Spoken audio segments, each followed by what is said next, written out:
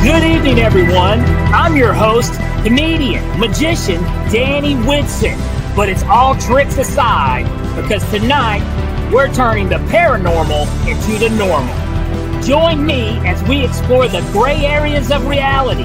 We're going to talk all things paranormal, UFOs, ghosts, cryptids, and aliens, and see how it's all connected.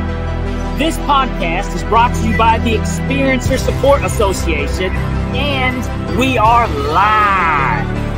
So if you're an experiencer yourself, or you're just plain nosy, be sure to send me your question and subscribe to the podcast. Now, get ready, because it's going to get deep. No, really, we're going to go way out there, because this is Beyond the Tinfoil Hat.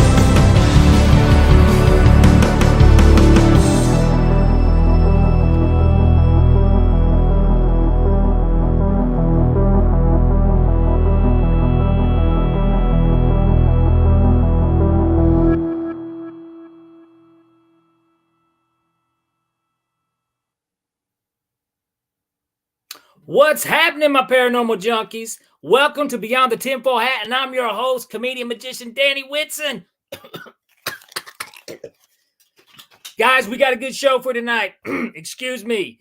First of all, I want to say, all you people who've been showing up with all the great questions, we've got some good ones for you tonight too. So you get those questions already, because we got a fantastic guest. I want to give a quick plug real quick for the Patreon account at experiencersupport.org. Show us some support. Show us some love. Everything goes towards the podcast and helping Ryan Stacy out with investigations. So be sure to check us out at experiencersupport.org, Patreon. Also, we got some really cool articles for you to check out at the website as well by Ryan Stacy himself. So be sure to get over and check that out. Now, tonight's guest, very interesting. And we're talking UFOs again. Yes, she's a UFO experiencer. She's a contactee, an author, and a finalist from a Norwegian reality TV show. So yeah, kind of cool. I tell you what, guys, let's welcome Dana Louise. Hi. Woo. Jazz hands. Yeah, yes. Jazz hands. Here we go. Yay. Awesome, Dana. Well, Dana, hey, glad you to be here. I tell you what, if you don't mind, though, do you care to let the viewers know a little more about you? Okay, well, I live in Minnesota. I'm a wife of 32 years and a mother of 2 grown sons. And right now, I finished. It took me 4 years to write a book that I thought was going to take me 9 months, because if you lived it and experienced it, you should be able to write about it, right? Well, that's not what happened. But I had to write this book because I was watching Harry Potter one day, you know, like Sunday afternoon, drinking a bottle of wine, folding the laundry, looking at Harry Potter going, shit, he ain't got nothing. My life is weirder than that. And then a little voice said, well, then maybe you should write a book about it. So that's what I did. And that's why I'm here. And I think I found you guys because you have experiencer, i.e. somewhere in your, you know, promotional tag.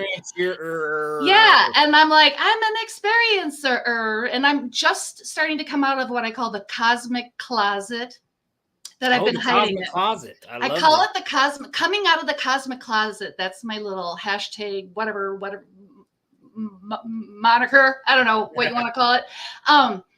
Because no, I literally been hiding in a cosmic closet, you know, not saying a word to anybody. Right. You know, absolutely.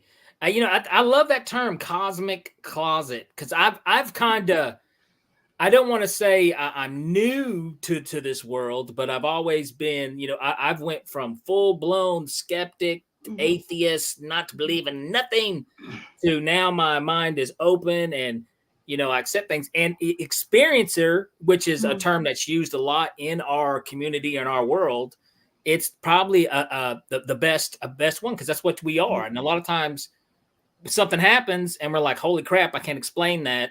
Right. You know, I'm a different person now. So I tell you, well, let's do this, Dana, because I mean, you've got a lot of cool things, you know, in this world, you know, but where did it start? What made Dana say, holy crap, there's more to this world than what I thought there was? Well, for most people, I mean, it's many people don't even remember being in the crib. I do remember being in the crib. And I think the reason is because if you have a shock to your system, like something, you know, like you think you're going to die or something, you know, I think that wakes up your synapses as a child. So people who've had a bucolic upbringing, you know, they might not remember everything. Maybe there's, you know, their memories start up about the age of 3 or something. Mine, I'm in my crib. And the reason being is it's not my mother or anything like that. It was gray aliens. You know, I feel like George Tsoukalos, it was aliens. And so, you know, I don't know how to say to you that I had the wherewithal or the, you know, thinkology as an infant to be like, well, this isn't normal, you know? And I think the reason is because, okay, so my first experience, let me explain it to you. I'm in my crib, so I'm basically offline, right? There, I'm sleeping, I'm offline. And back in my day, because I'm old, we used to have these shades that were just basically paper, and they were on a metal or on a rod that had like a magnetic clutch or something. So you would pull on it and the shade would go down and you could kind of like adjust it. I don't know how to describe it to you. Yeah.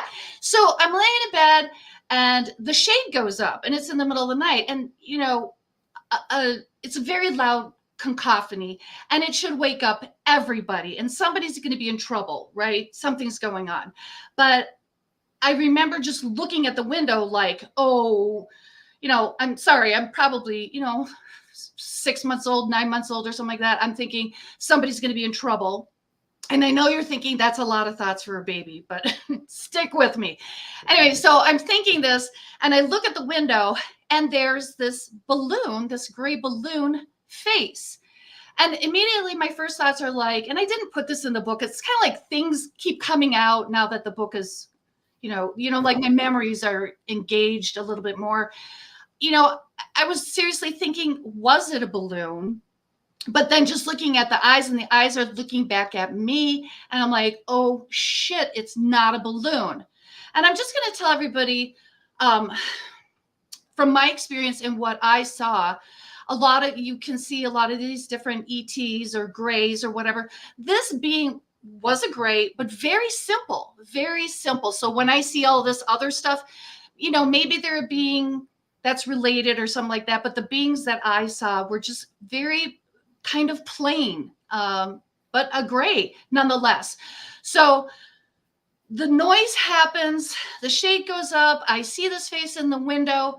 I'm expecting my parents to come dashing in. Nobody does. And then the next thing I know, well, there was a light going on in the room too. So there's this, and then there was a searchlight going around. And you know, when I was, you know, older or whatever, you know, cars could go by, but a car light, you know, it's just like, you know, it's steady, it has a flow. But this was inquisitive going around, and the light was a very strange color. I've never seen a color light as bright white as this light. Easy for me to say, whatever. It was just the strangest bright white light. And it was looking around the room. And then the next thing I know, because here it is, faces coming over the crib. And then I black out. And this scenario played out, I can't even tell you, years, a decade. So when you're saying that this was something, this is a recurring thing. Yeah, all the time. Yeah. Okay, now, quick question, real quick. Something. This okay. So you think? I mean, so you're saying when this first happened, you were maybe a year old, 2 year old, 3? I was not quite a year, because when this first started, I remember being in, I had a diaper on, and now, I couldn't stand up. So Dana, how old were you? Was this memory seem like it's something that's just always it existed? Yes. Or was there like so there wasn't like you were 6 years old and you this memory popped up and you remembered this? So this is something that's just always been with you. Yes, and it kept being reaffirmed, because they would come back and I would go, oh shit, it's them again. And let me just kind of, just for people, because normally like in my book, I kind of like stretch it out, but let's just fast forward to just very recently. I was on Facebook, and a picture popped up of a girl that used to live right behind me.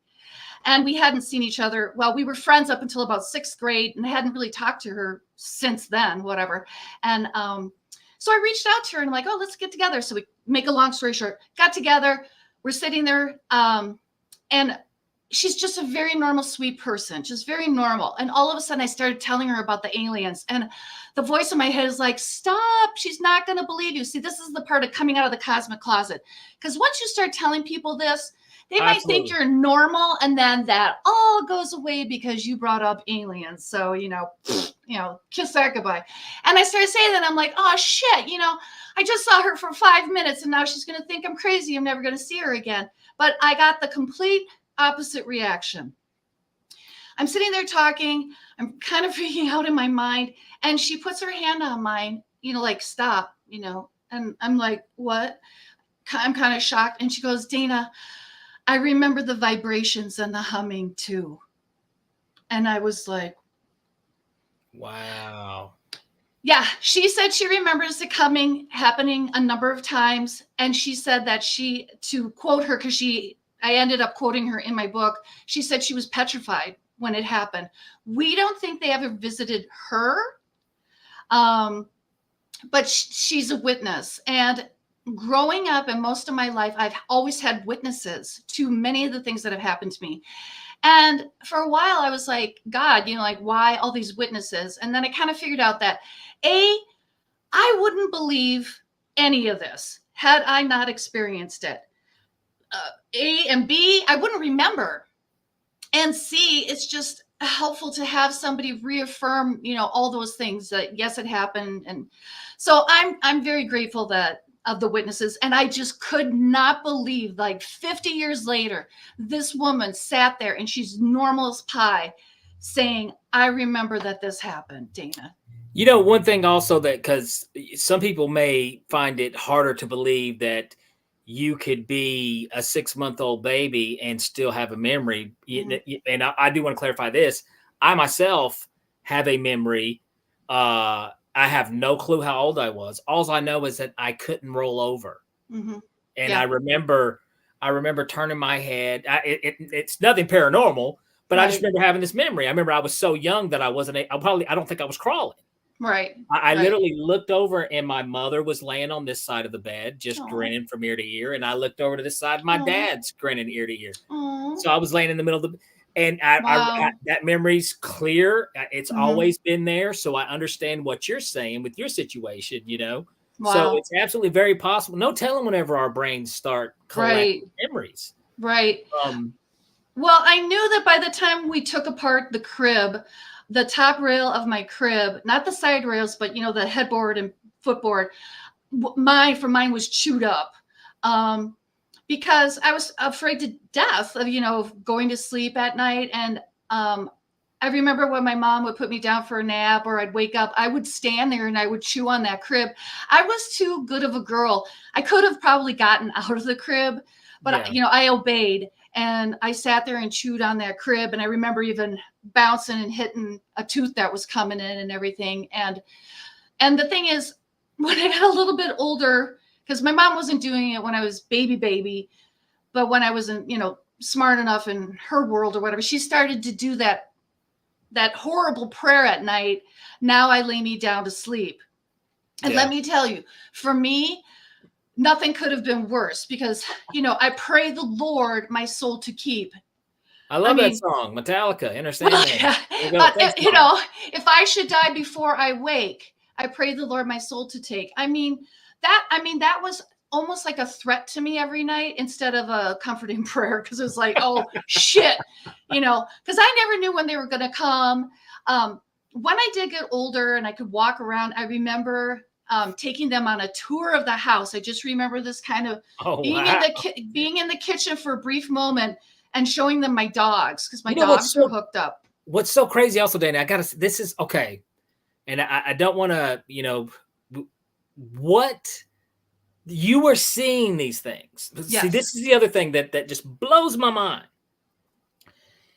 You and a child, let's say, I don't know, we're just going to say this was the 70s, early 70s, maybe 60s. Okay. I know. Well, okay. All right. Gray aliens, the image, the thing that we think of gray aliens now, the stereotypical alien, right, didn't really exist. No. When in that time, and this is what you were seeing. Yep. So and that's how I know it was true. Remarkable. Mm-hmm. And I wrote about that in my book because it wasn't until I was a little bit older, maybe first grade. I'm thinking, I'm not quite sure what the year was. Then we had Quisp, Quisp, Quisp cereal. We had the Flintstones got that zippity-doo guy flying around and stuff like that. So there were just a couple of those things which were kind of okay for me, calming or whatever, but they were cartoons and they were, not real. But somehow or not, I just knew what I was experiencing wasn't normal and not to talk about it. And I'm sorry, but because people have suffered from abuse and those kinds of things. Absolutely. And it's just weird that when you're a victim and something's wrong and you just, at least for me, I just was quiet, shut down, even though everybody thought, oh, she's just a happy-go-lucky singing, like I'm out there kind of like, la, la, la. But the real part of me, I think that's kind of a defense, because the real part of me, was dealing with some serious issues, And I want to say this too, because, some people are divided in the paranormal, supernatural community about, who's telling the truth, who's not telling this. But one thing I will say is that, like here in the United States, our congressmen and women are standing up and acknowledging the possibility of interdimensional beings, that this could be a reality. Right. Which makes it a little more safer for you to come forward with your stories and people not think you're crazy. Right. One thing I also want to add this to, and something that I did not think about the other day. First of all, we throw the word crazy around, and stuff, but mental illness is absolutely a real thing that everyone does suffer with. Right. And guess what? Even people who believe in aliens and UFOs also have mental illness. We all do. Right. There's something going on. Right. So yeah, you can meet somebody who is mentally ill, but they may have had an experience. Right. Do you get what I'm saying? Yeah. So yeah, they're not mutual. They're not mutual. Not exactly. So, and but the thing that I have picked up is there's so many stories like yours, so many people that have seen the same thing. It's to just to think for a second that there's nothing going on. That's ridiculous. That's absolutely ridiculous. Right. And just like you being so young at the time, the stereotypical alien was the little green guy, or or something crazy from maybe Star Trek or something like that, but not. Well, that wasn't even around then. I mean, basically, yeah. But their aliens, they had those gray guys with the horns on the top. They didn't look like grays. You know those dudes. I can't remember. I wrote about them in my book. You know, they had the two little things. Oh yeah, anyway, well, everything had antennas. Yeah, they didn't look like a gray alien. There was no gray aliens on Star Trek. I'm going to tell you. So to me, that just, like I said, that's amazing to me that's what you were seeing, and this went on so long. Now, okay. So when did you ever come to go to your parents and say, "Mom, Dad, I've been dealing with this"? So it's something that you never went to them about.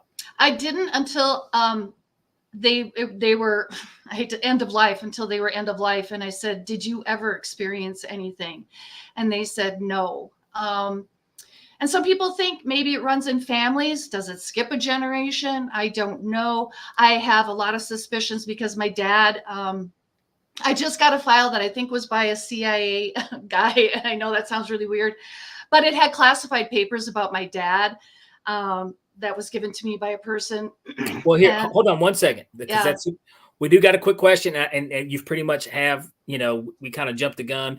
One of our favorite viewers here at the Beyond the Tinfoil Hat, Live Light. She always has the great questions. She has great questions every week here. She said, "Hi, Dana. Did you discuss these alien events with your parents? And if so, how did they react?" And I think that's kind of where we're on now. Live Light apparently is a mind reader too, so she popped the question. Well, it's that telepathy thing though, because aliens use shape-shifting and telepathy, and I wish seriously that we had way more time, because I'd really like to get into the whole holograms and shape-shifting and the telepathy, and all that kind of stuff. There's just so much to talk about. I've got so many questions on the telepathy thing, because sometimes I think there's some things like I always confuse me a little bit, because I'm like, okay, what is going on? Like if they're able to, because I kind of believe like they can contact through almost like a conscious level that yes. we don't understand. Right. And then you've got the thing where there's been so many people that have been abducted that they wind up finding some type of strange metal in their bodies somehow. But then it makes me wonder, well, then why would if they can track us consciously, why would they need to stick a foreign object in our body? Well, because I had a microchip come out of the back of my neck too. And you might think that's weird, but it was witnessed by my neighbor. She's like, "What the hell is this?" And then we sat there, really pushing it. I mean, it was metal. It was there. She had it on her finger. I had it on mine. And we sat there like this, and then it disappeared. I mean, so here was like a screen that, it was a chip, and it was hard enough so our fingers couldn't destroy it. But then in examining it about a minute in, it evaporated, which cracks me up and just kind of non sequitur. But I was just watching this TV show, Resident Alien.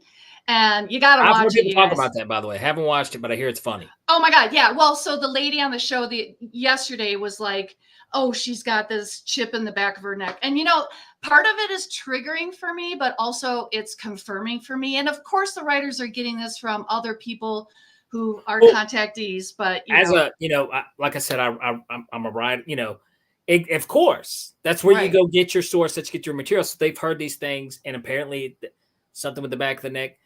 Right. Now, like I said, that interests me, but what interests me more is like the telepathy, the consciousness, how people all have very similar experiences, that there has to be more than, like with the abductee situations, a lot of people go to sleep paralysis, which sleep paralysis is a very real thing. Right. And this is the other thing about it, is that person very well can be experienced sleep paralysis. But what's interesting to me is physically your body's paralyzed, but up here consciously you're awake, but they're experiencing the same thing that these other people are. Right. You're having these alien encounters. Why? Right. If it's so, and I mean, so there's something going on there. We'll get into that in another minute, because there was 2 other kinds of aliens that came and took my DNA. We'll get into that. I don't know when you want to talk about that one. Well, no, hey, Yeah. Anytime. Well, I mean, you had the experience as a child with the Greys. And this is something that's just continued to go on your entire life. Well, so I think the Greys are really, and so to be going back to your point earlier, like, why would they do this to humans? I really write that, just think about it. You have to put everything in perspective. What do we do to cows? What do we do to lab rats? What do we do to animals that we don't really regard much, or, that we're, examining in one way or the other? And how do those animals react to us? So I just call myself a cow in my book, because I'm like, oh my God, the farmer's coming, should I really be afraid or not? That's just my reaction to the unknown.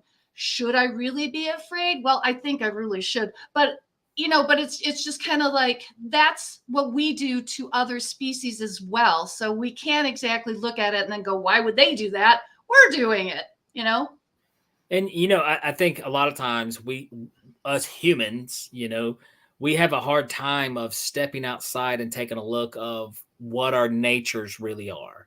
What motivates us, what our actions truly. We love to live in our own little heads and think, oh, I'm so special and I'm such a good person. But whenever you look at human beings as a group, we do some very animalistic things, Right. And I could see. Now, I don't know why in the hell anybody would want to what they're learning from us. I don't know. Or, hey, let's test out this new, see how it reacts on humans. Who knows what it is? Or it may just be this. You've heard the theory where, like, I don't know if you believe that they come from another dimension or another planet, or they just might be a more higher evolved species of Earthlings.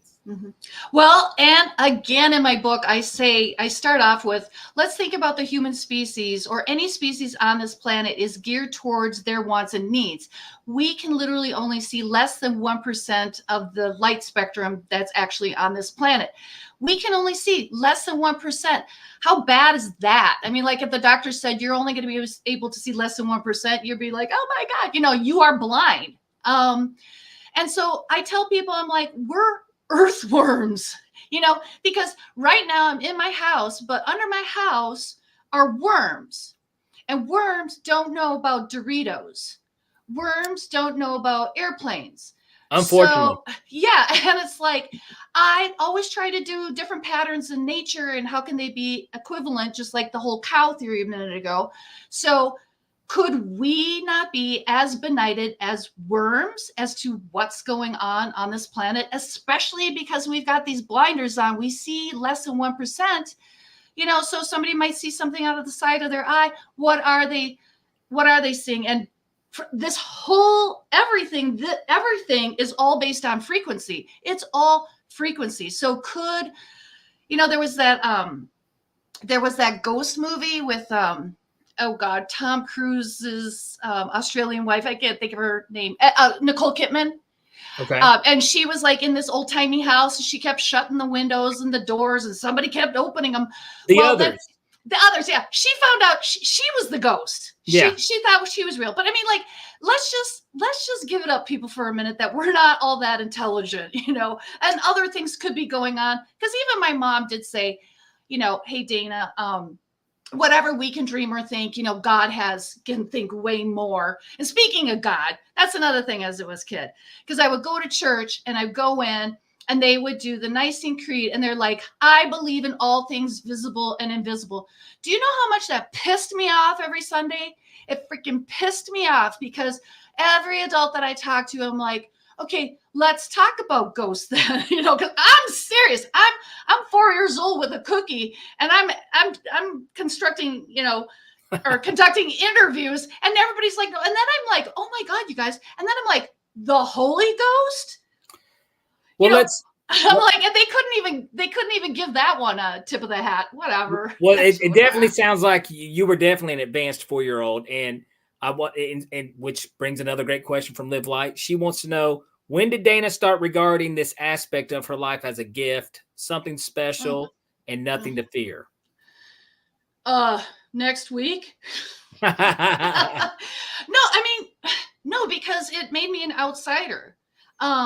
I wanted to be normal. And I think, again, with people who've, had bad experiences in their life, whatever, it's something you want to wake up from. I just want to be like everybody else. Now, the gifts, yeah, I have gifts. And I actually, there were many times that the grace would come. I wouldn't even remember it.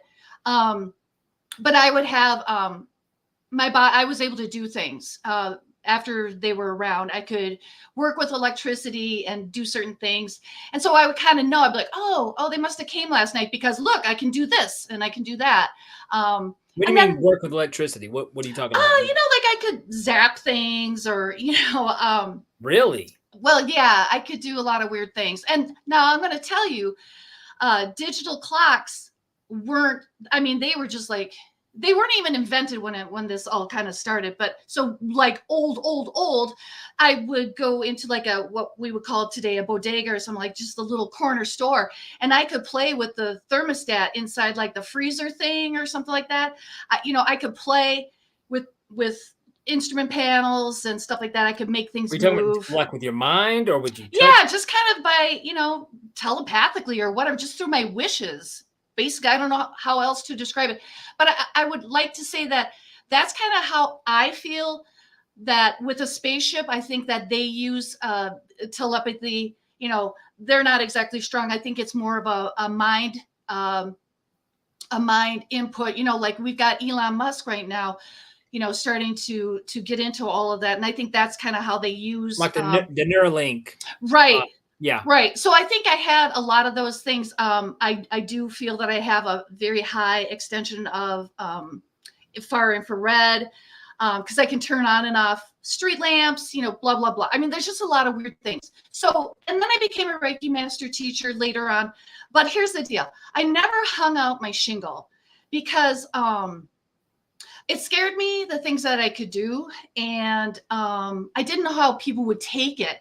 Because if I did this healing or something, I'm outing myself and then you're going to know. So I would pray for people or ask them if I could pray for them or help them just kind of privately.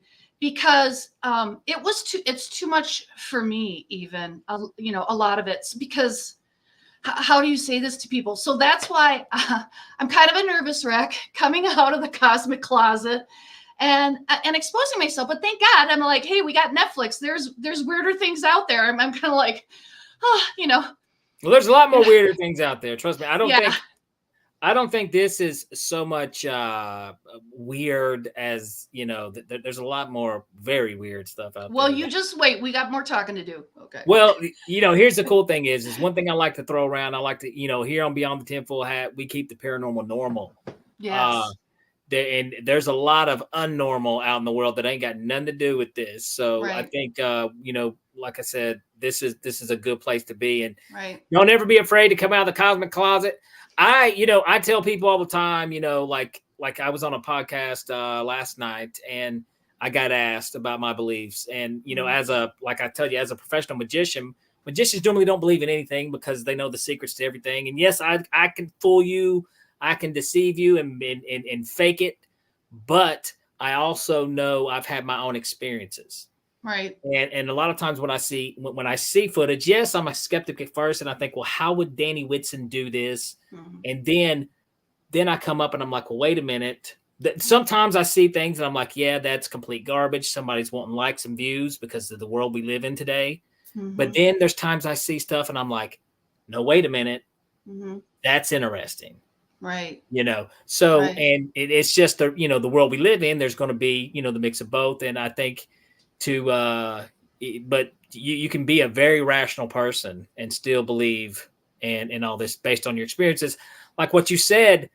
Now, there's not a soul in the world that hadn't had to change, at least I know I've tried to change the channel without the remote before. I'm like, I don't want to get up and I can't find the Roku remote, Right. But I've heard other people though who have, abductees or contactees, and then afterwards they have some type of telekinesis or something. Right. Yeah. Yep. Yeah. So is that something that's usually, now you said like you feel these things. You're like, they must have visited me last night. Yep. So you don't always remember every time they visit you. No, but I knew I would be changed, and I would have these special abilities or something like that. So then and I'm sorry, but I mean, I had an older sister. She was 7 years older than me, and she'd sit on me and tickle my feet and stuff like that, you know. So like, that's the only thing I had over her. So that was my only thing to be special. she would know, you know. Big sis is tickling my feet again. Uh-oh. I hated it. The room. I know. So, I mean, so then I was special for a minute, and she'd always be like, oh, you can do that because that's just static electricity. And I, you know, with my shoes, I'm like, it's not static electricity. And she had to admit over time, you know, that it wasn't static electricity. And I do have to say one other thing, because yes, the supernatural has showed up as well. And I'm talking ghosts and angels and other things. And I don't know if it's because of the aliens. Like, why are all these things and beings, you know, seeking me out?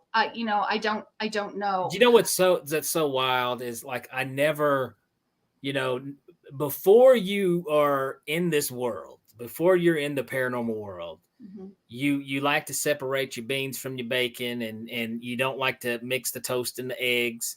But you know, Ryan Stacy, he is, you know, he's the founder of TESA, and I had him on my podcast a few years back. And, you know, Ryan showed up talking about all this stuff being connected. And I was kind of like, gross.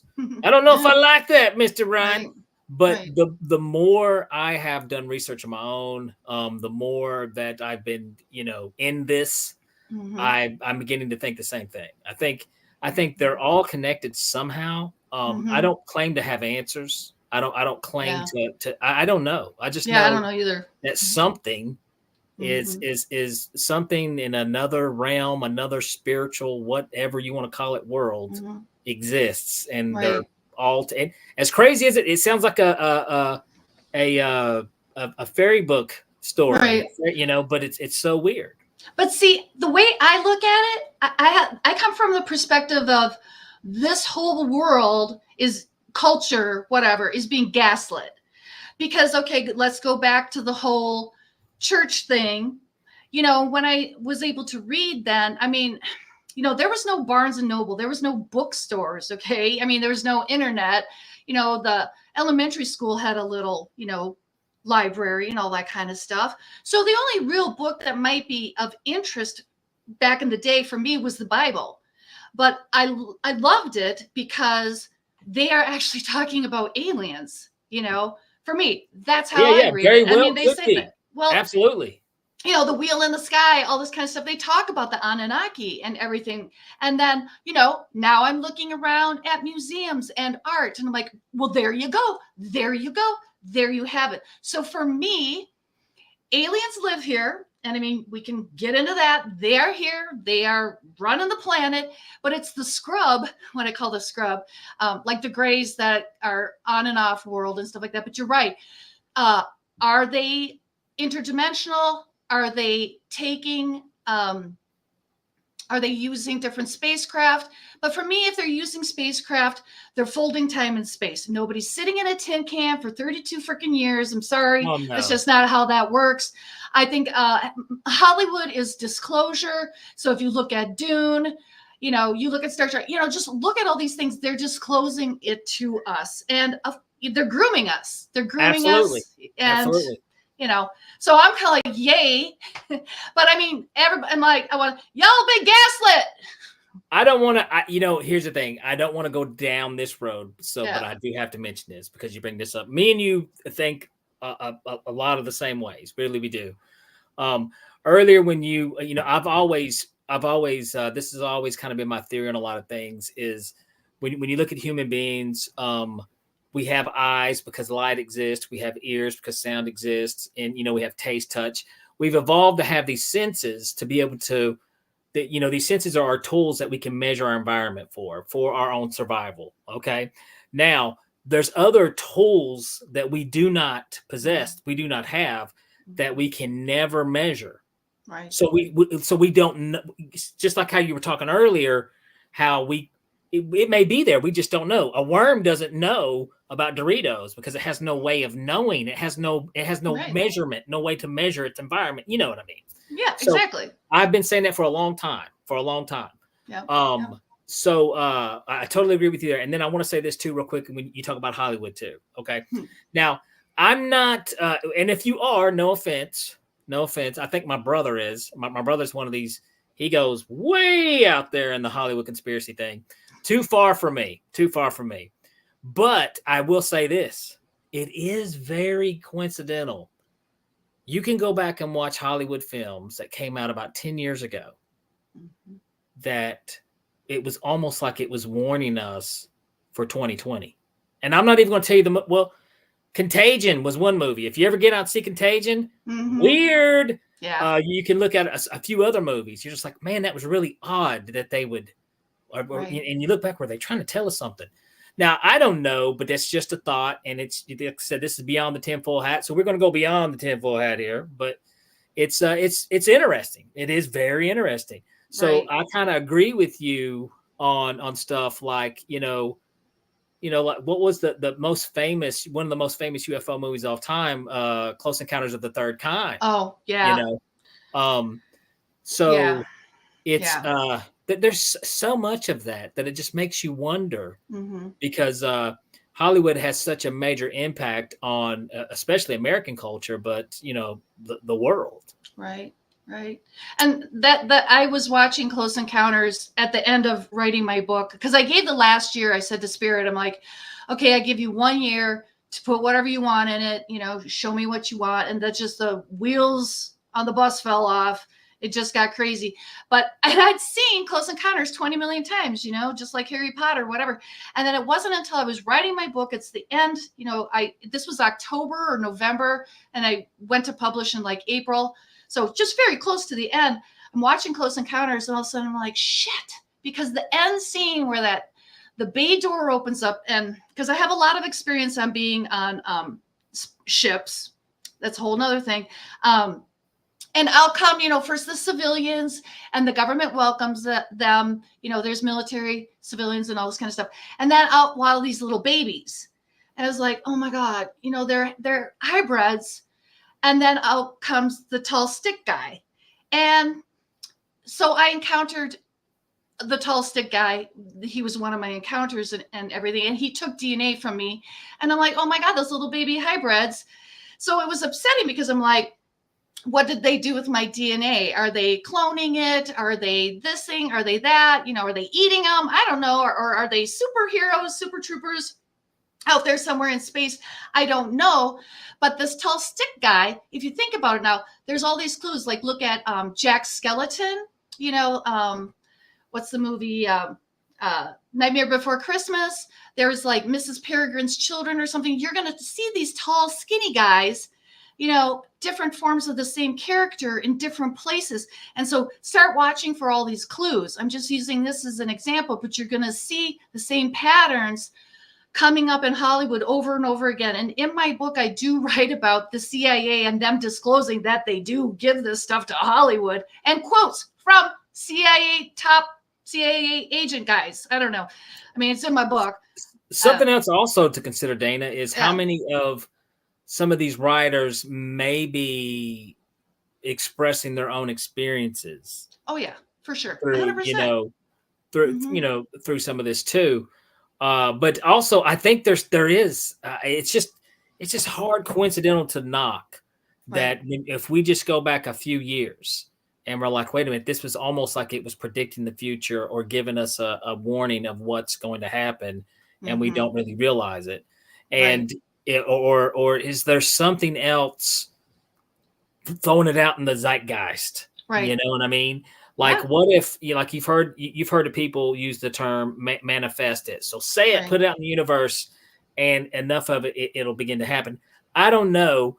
Either way, I think that's a very interesting topic. Would definitely, we need to explore more of that idea. And well, I need to pause you right here because this is hugely important, kind of like one of the takeaways in my book, because we're going to go back into frequency for a minute. I hope we can talk about, we're going to frequency. and telepathy, thought forms. My feeling is that what I call the powers that be are unable to manifest the same way as organic humans do. Gotcha. And that they can, they're manipulating through, programming on television, the broadcast. I'll tell you what, Dana, let's do this. I tell you what, because we got to get to a commercial break here. But when we come back, I want you to just bookmark where you're at right now. We're going to pick up where we're at there. Then I want to get in and talk about these other beings that you were talking about. And then also I want to talk a little bit more about your book, okay? But I tell you what, guys, just hold on. We're going to get to this commercial break to sponsors. We'll be right back here with Dana Louise. Thank you.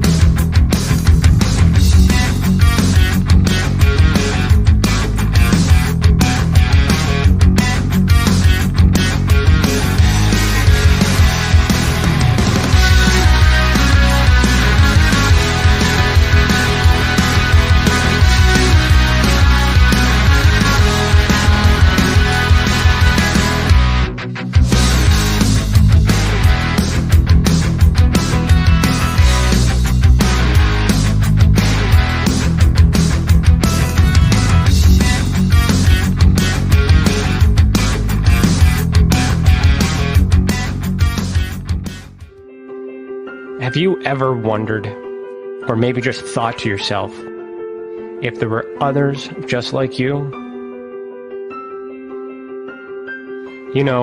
People with extraordinary abilities, psychogenic advancement, and perhaps unique intuitions. Maybe you just wondered if there were other people who experienced unimaginable, unexplained, or even unusual and paranormal events.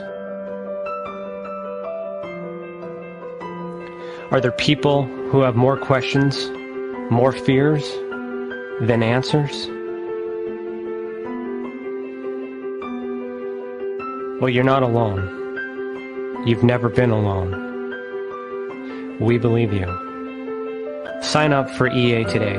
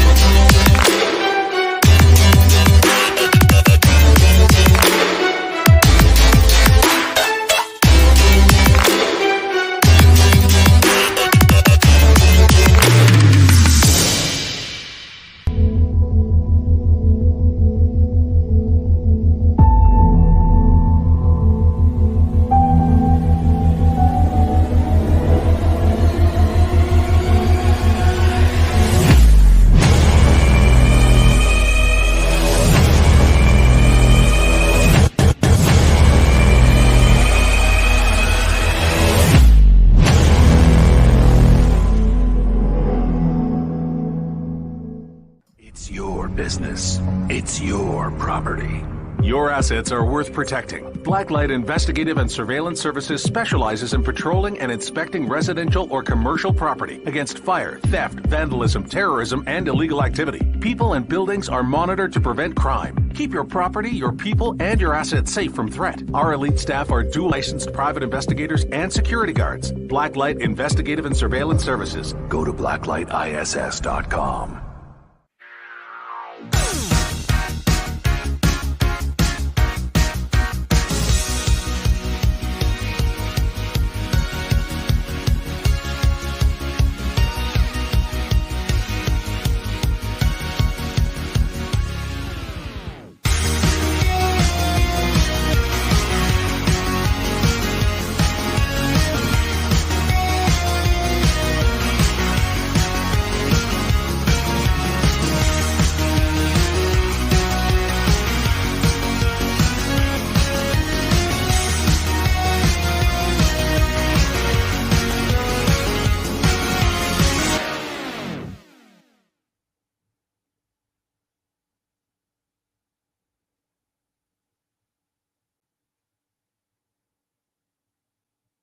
All right, we are back here at Beyond the Tinfoil Hat with author and UFO experiencer Dana Louise. Dana, let's pick up where we left off here. You were talking about, what was it? Well, frequency and thought forms. Frequencies, yes. Yeah, because this is so important. Just a little bit to get people thinking about this idea. If you believe in the power of prayer or,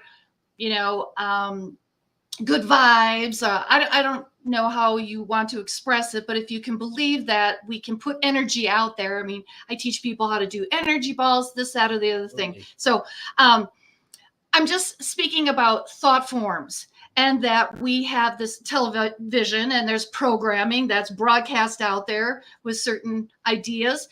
But to me, what I'm seeing is this separation and a lot of hatred and a lot of fear. And what's happening now is they're messing with the timelines. And I think some of you who are sensitive can feel these timelines, and you're feeling big downloads. You're feeling some good input coming in, but you're feeling these shifts in the frequency, and there's, all the Mandela effects and everything like that. So they're playing with it. We're being manipulated. We need to control our thoughts, what we're thinking, because this is the point, the critical point of what timeline are we going to be experiencing, or what timeline you're going to be experiencing. In that, for me, I want it to be green with grass, happy children, good food, I want good the one where I win things. the lottery. Okay, there you go. I like that one. I want that timeline. There you go. But I mean, I think they're trying to manipulate it for fear, because for me, they feed off of fear, and you can think of that however you want to think of it, but it's manipulation. And so we have to be very, very aware of this. And, because a lot of times when we are watching TV, our brains are, more open in our subconscious. So we're more open. Absolutely. Back in my day, they used to have like the raising of the flag and stuff like that when the TV went on and off, and there was subliminal messages in there. I mean, nobody talks about subliminal messages in programming anymore, but what do you think? It went away? So we're susceptible when we're sitting there watching TV and eating our Doritos. Our brains are open and we're susceptible to thinking. And there's a huge thing that I talk about of creating Manchurian candidates and creating people to think certain ways, because they're being trained and manipulated because they're in a hypnagogic state. And so we're open to this manipulation. So we really need to be critical and thinking, and think happy thoughts. Think happy thoughts, but it's important because timelines are shifting. This is it is important, and the frequency that we're choosing. It's kind of strange. First of all, we're manipulated constantly, and I think it's gotten to the fact to where it's so blatant. I don't think they're as good at it as they used to be. If you want to, it's so blatantly not that they're more successful than they've ever been with it, but I think it's so blatantly obvious. And well, you can see it. You're a magician. You're very aware of all that. I've always seen stuff, like we look at our phones on TikTok, on all these other apps, and there's things that we just, okay, I'm going to think like this now, or I'm going to do this now. Right. You talk about like the Mandela effect. I honestly, and we mentioned this before the break, about how Hollywood's almost trying to warn us. Have you ever seen the comedy Idiocracy? Okay. I don't know. I'm going to highly recommend, Dana, homework, go watch Idiocracy. And next time we have you on, we're going to talk about it. Idiocracy. Who's in it? It's a documentary of now. Okay. So it's a comedy. We're in it. Yeah. Okay. you watch it and you're like, that is so ridiculous. And then you start thinking, holy hell, that is now. I know. But no, it's a very good comedy, but it's one of those things you're like, that is so coincidental because that is actually happening now. Yeah. But I totally believe you. Now this isn't a question that's popped up, but this is a question right over here I see from Christy Ann. I refer to many people, we see the same things and put it into the media as collective unconsciousness. Absolutely. And also we got a question from D that's just popped up on the screen. Any abductees here? Well, I do believe Dana. Yes, Dana. She's had straight contact with Yeah. with other beings. Well, let's do this. This is Yeah. a good way to move into. What are the other beings besides the grave? Okay. So, and these guys, I had no clue of. And in fact, there was this girl, I think her name is Michelle Walling or something like that. I found her on Facebook. She used to live in the Twin Cities. And I was noodling around on her Facebook page and and I'm like, oh crap, look at these guys. And she immediately had me on her show and it immediately blew up and everybody's like, blah, blah, blah, blah, blah, because I've never seen this particular creature. So, okay, here's the story. My husband and I, we got kids and we make a couple of daiquiris and we have a pull-out couch in the basement. We have our TV and a fireplace, and that's kind of like our little getaway, right? And so, that is the, date night thing on the weekend. And we're down there and we're sleeping. And my husband, he's a muggle. I hope you all know what that term means. And he, if I move or anything like that, he's like, so he's a light sleeper. But all of a sudden, I realized that my head is hurting. I wake up and I open my eyes and I know I'm upside down. So how can I describe this? It's like, okay. So it's like, here's the bed and my husband, our heads are supposed to be here, but my head is hanging off the edge of the bed down here. Okay. And I'm frozen, but this has happened to me many, many years. So I know how to like fight that frozen, whatever you call it. Anyway, so, but I open my eyes, I'm upside down, and here are these little creatures walking in, or they're trudging, and they're probably this tall. I hope you can see that. They're about that tall. And they look square, and they have like flap feet, kind of like E.T., and flappy arms, but a stump, more like a tree stump, and just their teeth are sharp, and they have a mottled effect around their face, and their heads are square, these little flappy arms, and they're trudging in, just a bunch of them silently trudging in. Okay. And one of them pulls to the side and says to me, "Are we scaring you? Are we frightening you?" And I said, yes. And they all shapeshifted to be a softer look. And I was like, still like pissed off, like, I don't care. And then she knows this, or she can tell. And she goes, "We're here to save your planet," which to me was huge, because we're here to save your planet. So that said to me, she's not living in a different dimension. They're not from here. And I don't know if they had a spaceship or anything. They could have come through a vortex, but they're off world. We're here to save your planet. And then I'm like, because me, all,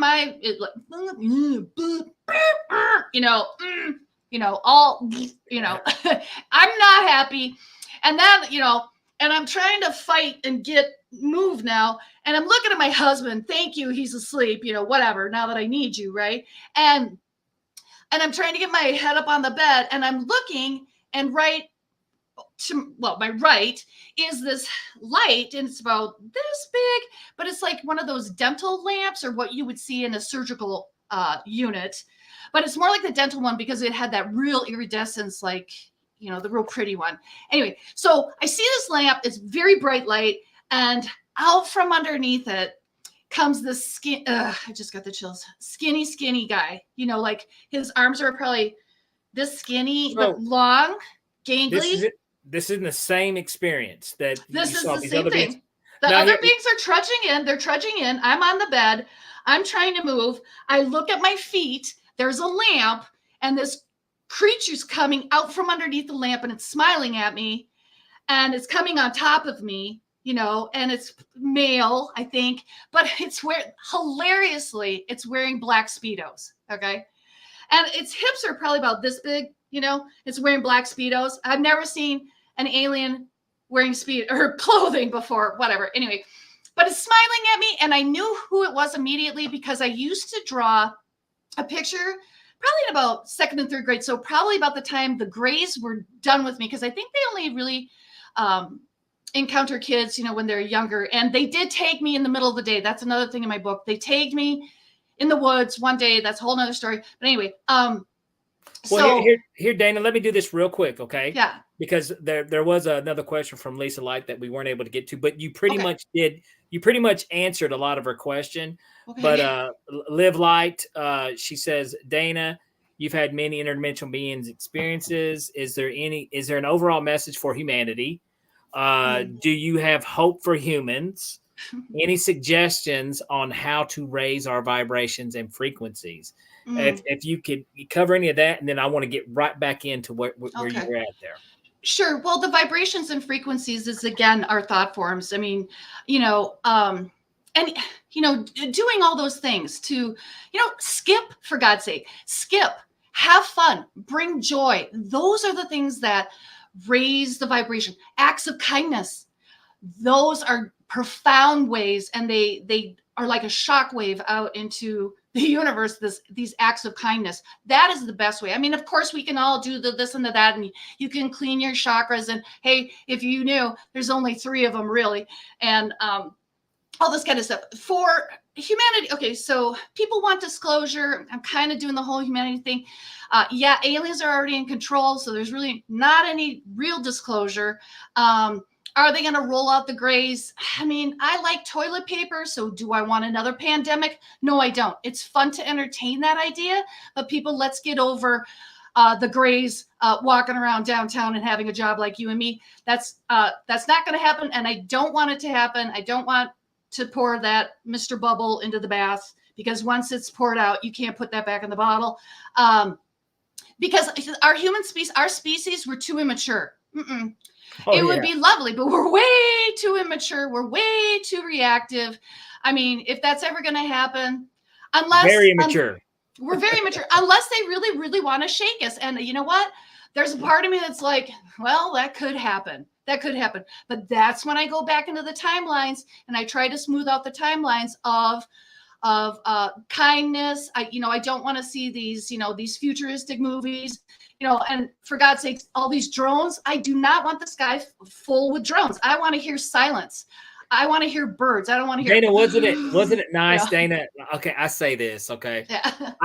I used to love sci-fi movies. You know why? Because it wasn't real. Right. No, but it's real. And now I'm like, this is gross.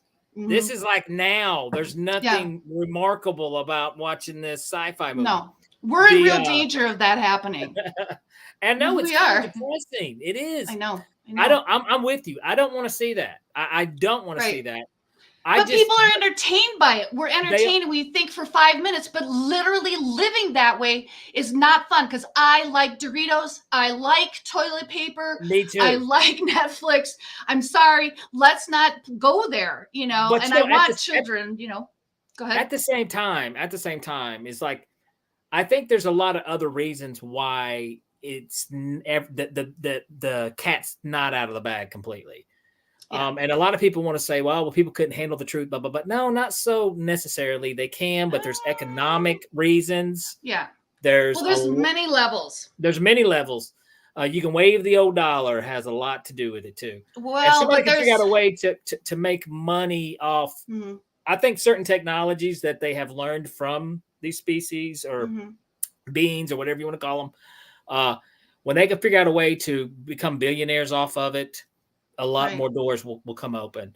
But they are feeding off of us. They do feed off of us. That is one of the reasons why we're here as a species. And again, that goes back to frequency. But they do that on many levels too. And I think some of your listeners are understanding what I'm talking about. And that is very real and true. Are people ready for that exposure? No way, because then really we will have a toilet paper shortage. So I'm like going to go back to the scene. I want to just finish up the scene really quick here. Absolutely. Go back to the scene. Yeah. This is okay. First of all, this is sounding frightening, by the way. When something skinny smiling at me.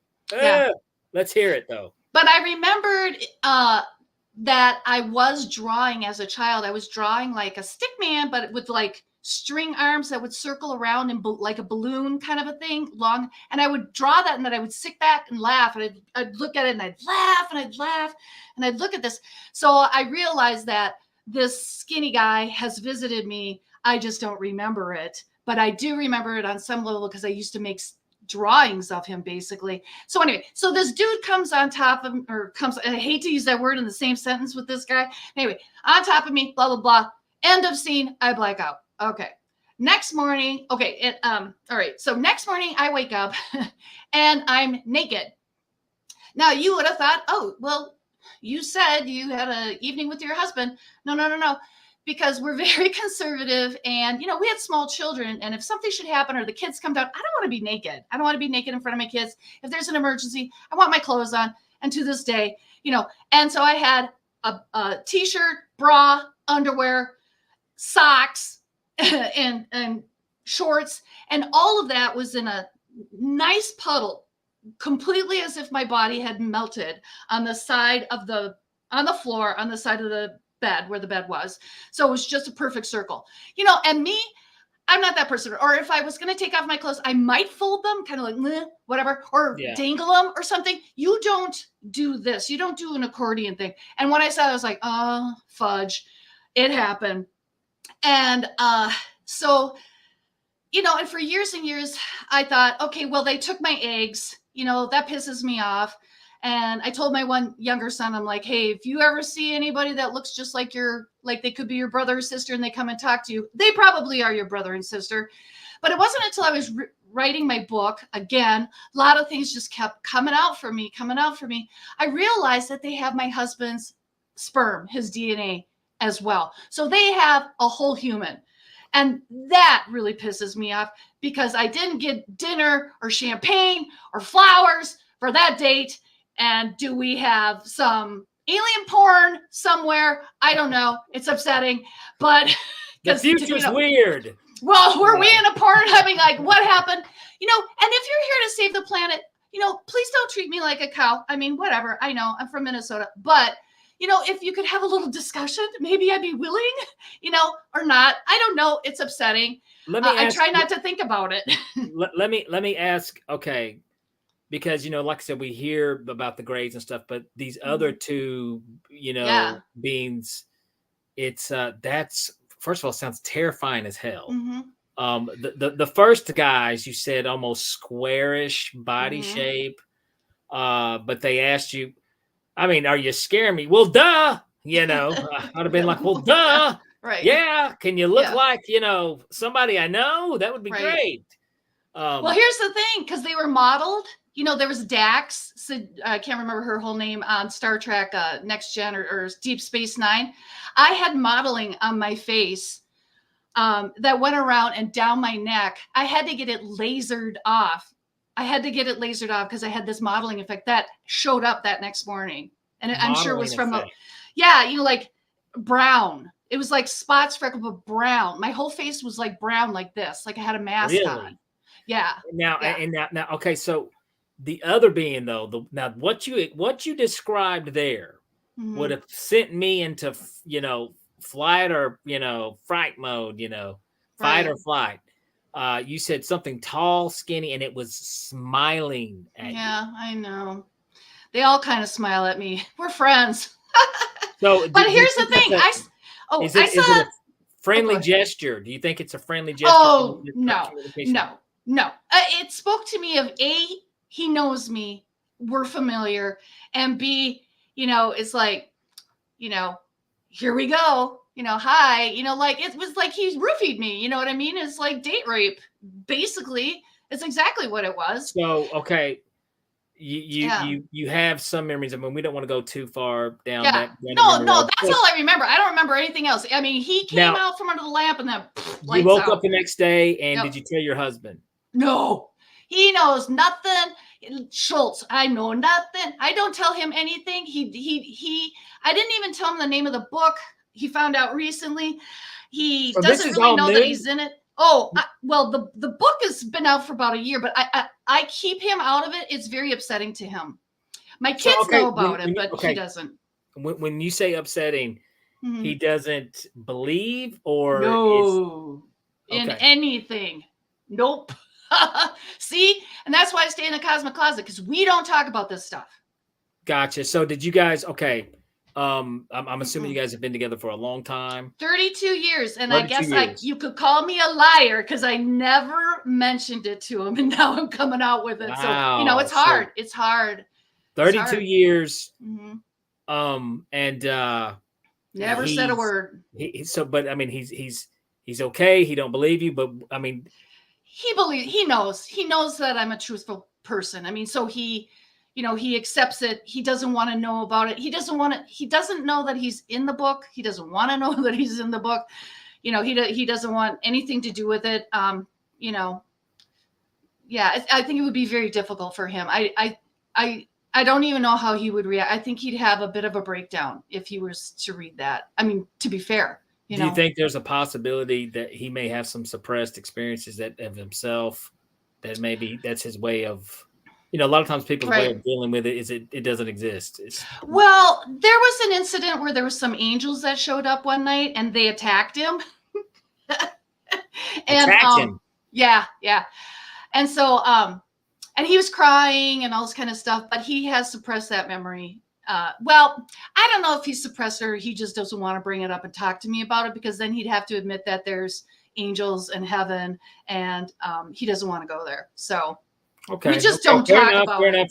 And everybody deals with things their own way. That's absolutely that's very interesting though. You guys have been together this long and he's not aware of a lot of these stories. Yeah, because I don't talk about this stuff. And this stuff is going on in the house. The place is like a madhouse. I mean, the kids have seen things. People who come here have seen things or whatever. When you're near me, you'll see things and stuff like that. But One thing I do want to throw this out here real quick, and then I'm going to move on. Do we have any screenshots, anything you'd like to show of the book? No, I got the book. Okay, you got the book right there. So we do have, this is going to sound weird. There it is. Chris. Pop up on the screen. This is going to sound weird. An awakening memoir by Dana Louise. Guys, if you can check out this book, I'm sure we'll plug it again before we get out of here, but I just want to bring that up. This is the book that she keeps referring to. Okay, now let's make it disappear. Voila. But now let's talk about this. We're going to get a little more softer side. I just got to touch on this because this is interesting. This is a little off topic where we were, but how in the hell were you a finalist on the Norwegian reality television show? Well, that's weird. I mean, that was weird. Let's talk about the weird stuff now. Well, I used to have a food truck, and for some reason, I don't know, I met a girl at Sturgis, and we became Facebook friends. And then one day she posted, "Hey, I'm going to try out for this reality show at the Mall of America." I'm like, "Hey, that's right by me." And does anybody want to stand in line with me? And I'm like, "Oh my God, I would love to stand in line with you because I love you, la la la." And well, not love, but anyway, so I get there like 4:30 in the morning. I'm the second person in line and she's not showing.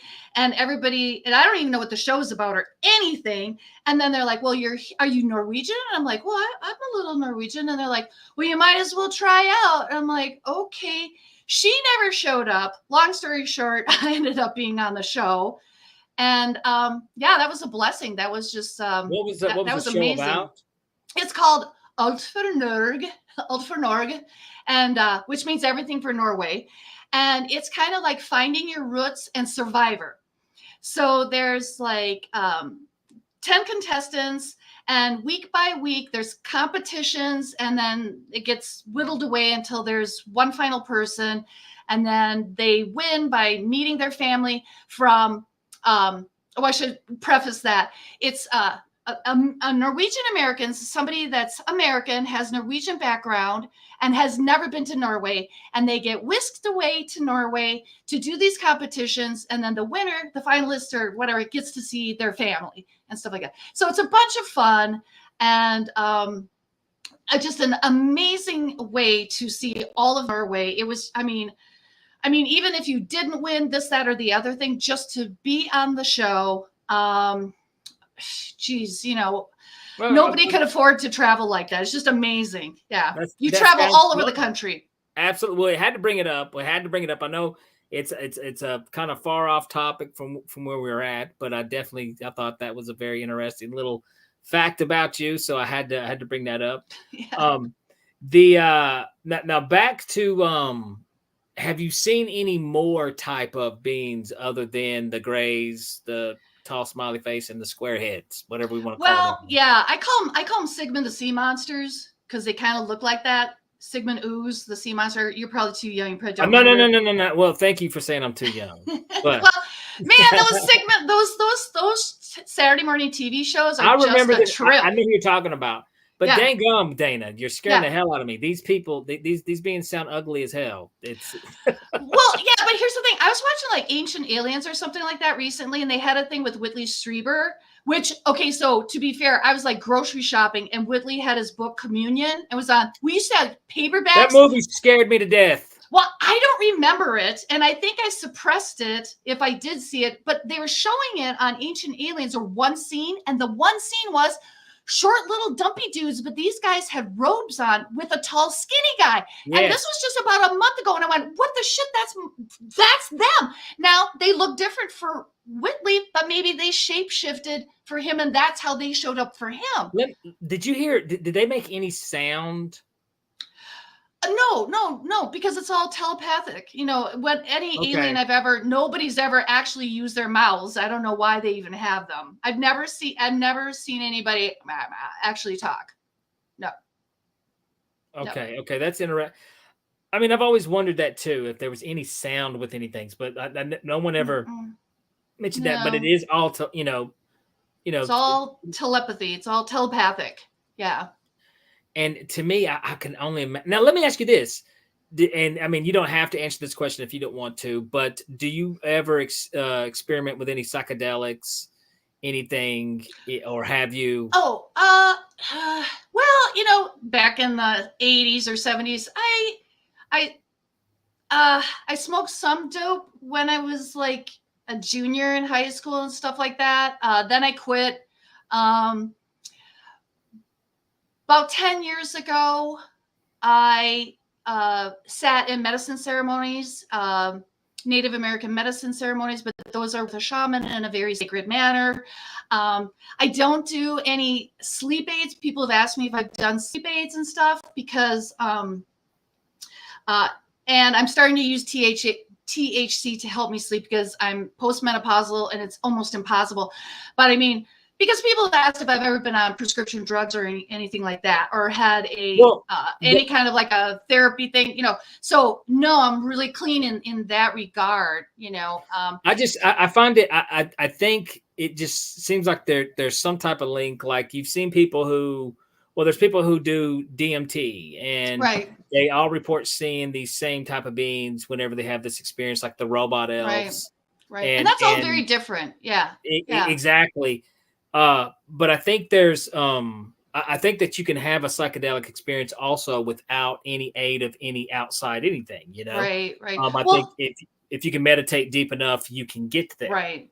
Well, and so to be fair, ayahuasca, they do it the vine without the DMT too, and you can still have that connection, so but I think for me, I've had too many witnesses. Yeah. So I know that it's not me because other people have witnessed the same thing and even reported back. So, but also a point that I do want to push on that also, even if there is no witnesses, even if it doesn't, it's not real. Right. It doesn't mean that we're not tapping into another reality, another platform there. We got another question from our very favorite Liv Light. Come on, guys. Where's your questions? Liv is killing y'all on these questions tonight, man. Come on. Give us some questions. And I will say DMT does open you up to those other levels. So you are seeing that more than that 1%. Absolutely. That's the point I was getting at. But let's see what does she got for us. Liv, in a YouTube video, you mentioned you believe in she's making me, the firmament. Did I say that right? Right. The firmament. Firmament. Do you mean heaven by this? Do you think angels and aliens are connected? No. Okay. So, okay. Look at Liv doing her homework, by the way. Yeah, that's a good one. Because I realized after I was done with the book that there's a number of chapters in there where I do describe what biblically other people would describe as the firmament. So people believe that there is earth and then there is this other level.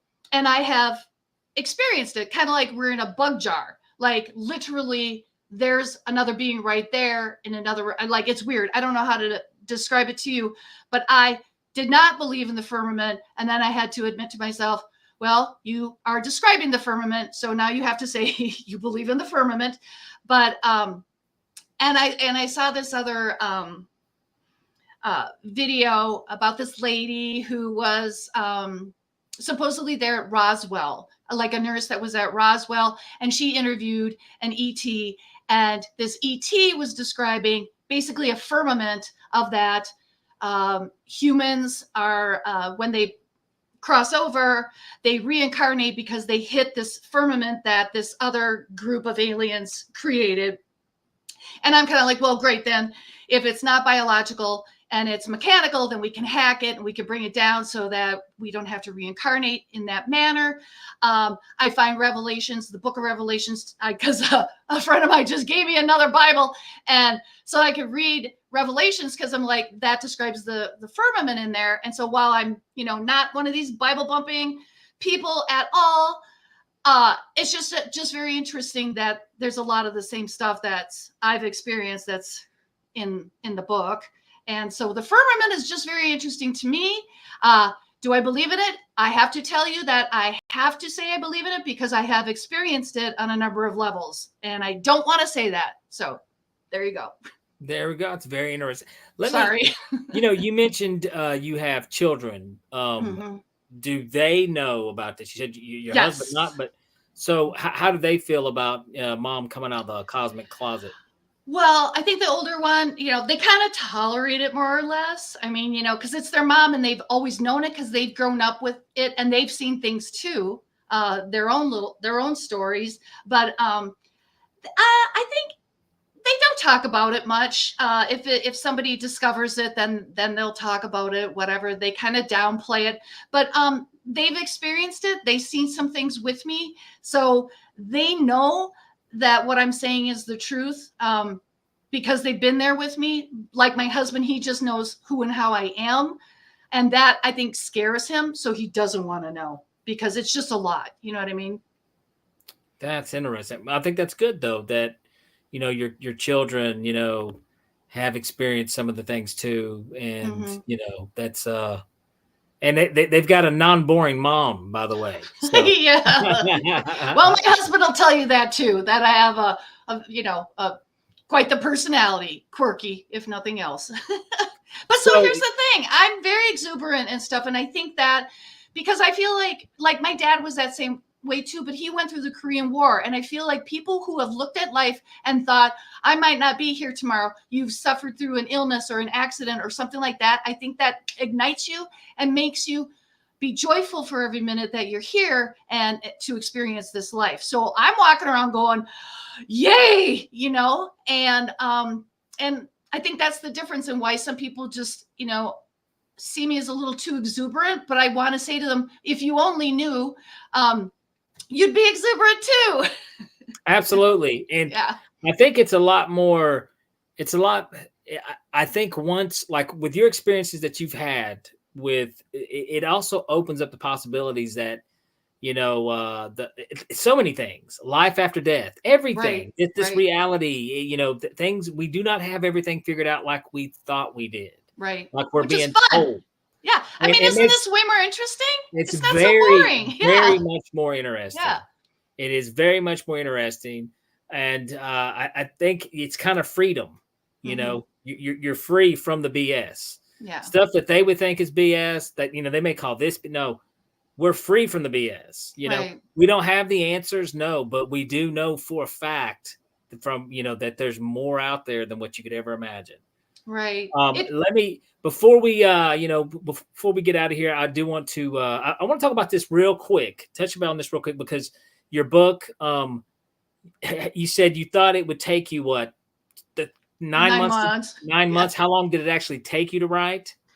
4 years. 4 years. Now, you wrote this book 4 years, your husband not knowing anything about this, correct?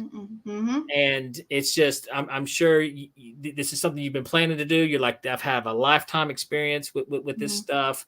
Let's get this out. And, let's put your stamp on the universe while you're here.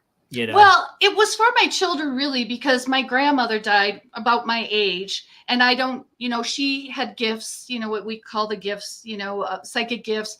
And I never got to talk to her about that. And my children are older. They don't even have girlfriends. I mean, by the time grandchildren come around, where am I going to be? I don't know. And before I lose all these stories or they're lost forever, I decided to write it for my descendants. First and foremost, they need to know these things. And my kids know some of the stories. They don't know all the stories, and they don't know my heart and how I went through it. And don't make me cry. So mainly it was for them. Well, I did it for them. And then, but everybody, psychics and astrologers are like, but you're supposed to write a book. And literally I was like, what book? What? I don't know. And like I said, I was watching Harry Potter and I was like, oh shit. Okay, snap. Okay. If Harry Potter experiences the same stuff you do, then maybe that's a book. And literally the first 9 months, I swear to God, I just sat there and stared at the same page over and over, because how do you start this book? The first paragraph was impossible. I didn't know where to start. How do you start? Because I thought, okay, well, it could be, I don't know. And I'm an author. I don't consider myself a writer. I'm an author because I have authority over something. Something happened to me. And I had to get out of business speak, because I can write, like a textbook, but how I wanted my voice to come through. And so many people who don't even really know me, they go, I can hear your voice. And see, and that's my magic in there. That's the magic that I wanted to convey my voice to my descendants, So I'm going to try to make an Audible soon, but I want to do it because I want my descendants to, hear me, this is my story, I totally understand where you're no. Look, you know what? I 100% know where you're coming from. Believe it or not, I would like to leave a lot of my jokes and bits, out there for my grandkids one day, Yeah, right. I totally get what you're saying. And to me also, you do get a lot of people who will write. And to me, this makes you even more authentic, Dana. Okay. And I'm going to tell you why. It makes you even more authentic, because you actually put your heart into something. I'm not saying other people who write books do not do this on this topic, but we do know people write books just to make money. And this is not what you're doing. You're wanting to leave a legacy for your grandchildren and people to come to where they can know this about their grandmother, or great grandmother. I tell you what, let's get the book up on the screen real quick. I would like to all right, so this is gonna sound weird, okay? Yeah. And Awaken Memoir by Dana Louise. It's her coming out of the cosmic closet, guys. This is a big deal. Thank you. Where can we get this book? Right now, Amazon and Barnes and Noble, and I'm going to be doing it to Lulu. I guess that's another publishing place pretty soon. But those are the two best ways. Barnes & Noble is a little slow getting it to you. If you want to get it real quick, Amazon, they both have Kindle or e versions of it if you want to do that. So and now, okay. And so in this book, we're going to get even more detailed on your stories. Some even more stories that we didn't even get close to in this episode. Yeah, it's crazy. Be sure to pick up this book. I know I am. I can't wait to check this out. This sounds great. Where else can the listeners and viewers learn more about you, Dana? Where can they, is there anywhere else we can learn more about you? Well, I have a Facebook page that is called This Is Gonna Sound Weird, or you can find Dana Louise on Facebook. And I've started up a YouTube of This Is Gonna Sound Weird. And you should be able to find those and connect. And hey, I gotta tell you, for my descendants, I did put my 2 special recipes, my cake recipe and my lasagna recipe in there. So now it is for my descendants. That is awesome. Kick-ass cake, man. When you try that cake, you're gonna die. It's so good. Yeah, I gotta get the book for the cake. Oh. It's called Crazy Cake, and I made it for my girlfriend. She's like, holy shit, that cake is 10 pounds. I'm not even kidding you. You got to try the cake. But anyway, so that's where you can find me, whatever. Awesome. Dana Louise. Thank you. I tell you what, Dana, you have been a fantastic guest, and I want to get you back on here to go back down and talk more about this. But I tell you what, Dana, thank you so much for coming on the Beyond the Tinfoil Hat. Thank you, guys. I got my heaven. Bye. Thank you all. Appreciate it. All right, guys. Hey, thank you guys so much for tuning in. You guys pop in here every week. And I see you over here in the comments. D, I want to say, hey, man, great questions. Come back next week. Get your questions out of here. Everybody's welcome. All experiencers are welcome. We got Lisa back in here. Live light always. You guys come back next week and see us. I think this was a fantastic episode. If you guys have not done so, be sure to and Google Dana Louise. Check out her book. That book sounds awesome. If you guys can, get over to the experiencersupport.org and support us on Patreon, okay? Every little bit helps. It'll go to help Brian do his investigations. It helps his podcast. A lot of support. We need it. Thank you guys so much. If you have not done so, also like, subscribe, all right? Subscribe to the podcast. Tell your friends. Tell them to come check this out. We're trying to keep it interesting for you, trying to keep it exciting, entertaining. And all experiencers are welcome. So, yeah. And if you know somebody that'd like to be on the show, go to the website, hop on the calendar, get booked. I would love to talk to you. And, hey, like always, folks, paranormal junkies, let's keep the normal or the paranormal normal. That's right. The paranormal normal. That's right. And see you next time. All right. That does it for this episode of Beyond the Tinfoil Hat. A big shout out for tonight's awesome guest, and a bigger shout out for everyone who tuned in. And if you haven't done so yet, be sure to subscribe to us on YouTube or wherever it is you listen to your podcasts. And like always, be sure to stay curious, heed the world, and keep the paranormal normal. I'm your host, Danny Whitson, and this has been Beyond the Tinfoil Hat.